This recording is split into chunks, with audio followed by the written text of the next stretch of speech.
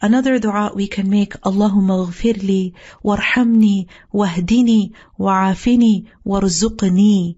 That, oh Allah, forgive me, have mercy on me, guide me, give me good health, and provide for me. Warzuqni. And this dua, we learned that whenever a person would embrace Islam, the Prophet ﷺ would teach them how to pray salah, and then the Prophet ﷺ would tell them to make this dua. And we learn in different hadith about how a man came to the Prophet ﷺ asking him, how should I make dua? And the Prophet ﷺ told him to make this dua. That, allahummaghfirli, oh Allah, forgive me, have mercy on me, grant me health and safety, good health, and provide me sustenance. This is something that we're all in need of.